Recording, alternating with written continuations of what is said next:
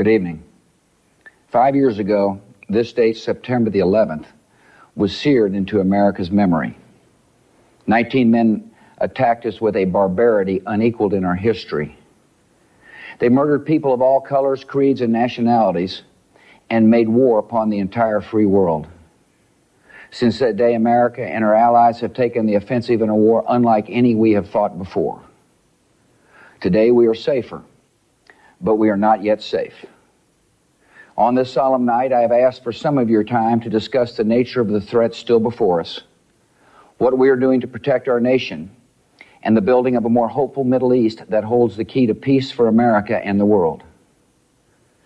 On 9/11, our nation saw the face of evil. Yet on that awful day, we also witnessed something distinctly American. Ordinary citizens rising to the occasion and responding with extraordinary acts of courage. We saw courage in office workers who were trapped on the high floors of burning skyscrapers and called home so that their last words to their families would be of comfort and love. We saw courage in passengers aboard Flight 93 who recited the 23rd Psalm and then charged the cockpit. And we saw courage in the Pentagon staff who made it out of the flames and smoke and ran back in to answer cries for help. On this day, we remember the innocent who lost their lives, and we pay tribute to those who gave their lives so that others might live. For many of our citizens, the wounds of that morning are still fresh. I've met firefighters and police officers who choke up at the memory of fallen comrades.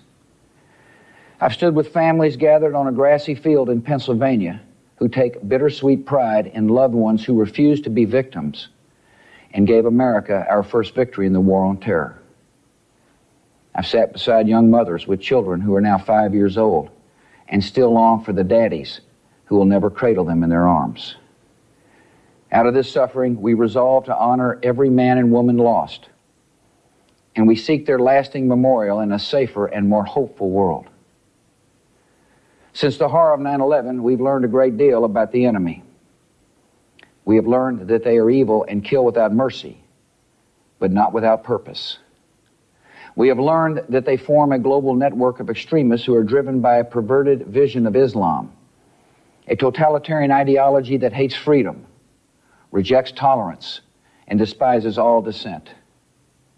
And we have learned that their goal is to build a radical Islamic empire where women are prisoners in their homes, men are beaten for missing prayer meetings, and terrorists have a safe haven to plan and launch attacks on America and other civilized nations. The war against this enemy is more than a military conflict. It is the decisive ideological struggle of the 21st century and the calling of our generation. Our nation is being tested in a way that we have not been since the start of the Cold War. We saw what a handful of our enemies can do with box cutters and plane tickets. We hear their threats to launch even more terrible attacks on our people. And we know that if they were able to get their hands on weapons of mass destruction, they would use them against us. We face an enemy determined to bring death and suffering into our homes. America did not ask for this war, and every American wishes it were over. So do I. But the war's not over, and it will not be over until either we or the extremists emerge victorious. If we do not defeat these enemies now, we will leave our children to face a Middle East overrun by terrorist states and radical dictators armed with nuclear weapons.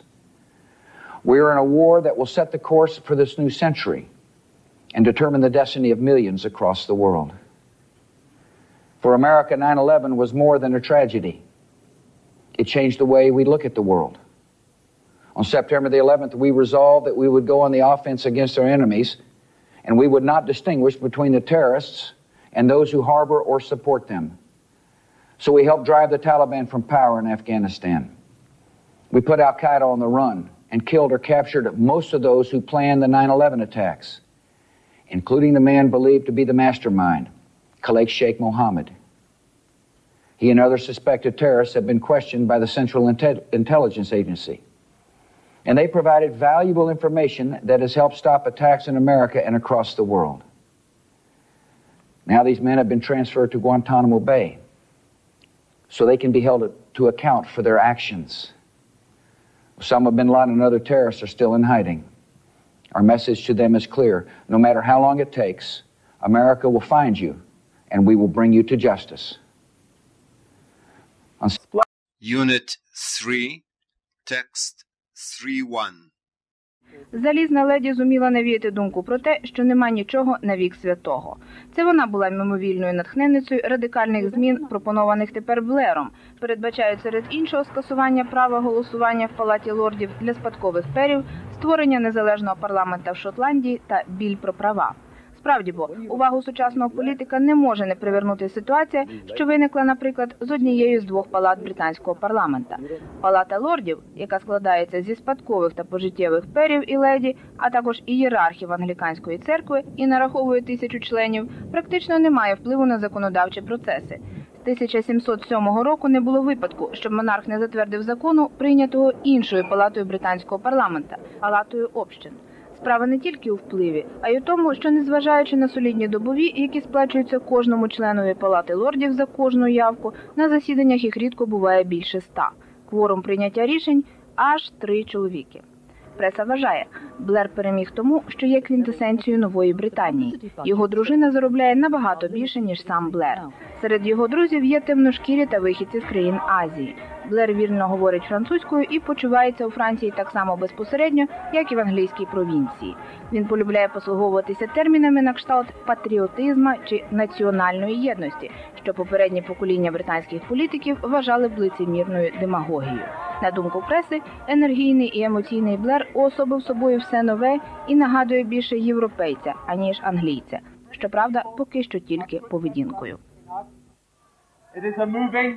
Отже, як бачимо, епоха Маргарет Тетчер дійсно не закінчується із обранням Ентоні Блера прем'єр-міністром Великобританії. Але тут є досить цікава відмінність між лейбористським прем'єр-міністром і його консервативними попередниками. Що я маю на увазі? Уінстон Черчилль, скажімо, говорив: «Я не збираюсь головувати на похороні Британської імперії». І дійсно, для того, щоб поховати Британську імперію від моря до моря, довелося обирати лейбористів. І уряд Клемента Етлі дійсно надав незалежність багатьом британським колоніям і домініонам. А вже потім Черчилль повернувся до влади, щоб якось допомогти британській економіці повернутися на той рівень, на якому вона була в долейбористський період, для того, щоб консерватори знову, так мовити, повернули Британії її повагу до власних цінностей. Тут щось подібне зараз спостерігається. Джон Меджі, незважаючи на те, що він вів переговори із північно-ірландськими сепаратистами, все ж таки виявився нездатним на реальний переговірний процес. У Лондоні знову почали побоюватися вибухів бомб. І, як знаємо, не безпідставно. Ентоні Блер обіцяв набагато більш мобільний процес переговорів із північно-ірландськими терористами. І тут треба додати, що на тло північно-ірландсько-британського переговірного процесу ще й накладається проблема вибуху певних сепаратистських, чи, якщо хочете, автономістських настроїв у Шотландії і навіть в Уельсі, найбільш спокійній частині Великобританії. І тут лейбористи говорили про те, що вони здатні надати шотландцям можливість автономного управління, свого парламенту, свого уряду, і в Уельсі теж саме. Очевидно, що це величезна проблема, бо вона змінює тканину британської державності як такої. Ну, спочатку розклад імперії, втрата колоній, потім проблеми з Північною Ірландією, до цього всі вже звикли, а тепер і проблема із Шотландією. Ну, це вже органічна частина Великобританії. А разом із цим ми маємо сказати, що в Шотландії взагалі консерватори до парламенту не потрапили. Настільки шотландці вірять у зірку Ентоні Блера. Йому доведеться розплачуватися по боргах. Плюс економіка. У Британії кажуть, що спочатку лейбористи обіцяють країні 200 років процвітання, а потім консерватори приходять до влади через 4-8 років, і це процвітання забезпечують. Всі побоюються, щоб не було зараз саме так. Як ви оцінюєте те, що консерватори зазнали поразки на виборах до британського парламенту? Навіть в країнах традиційної демократії емоції виборців інколи визначають і результати виборів. Хоча, здається, вже великобританці досвідчені виборці, мають великий досвід обирання. Але все ж таки я, коли дивився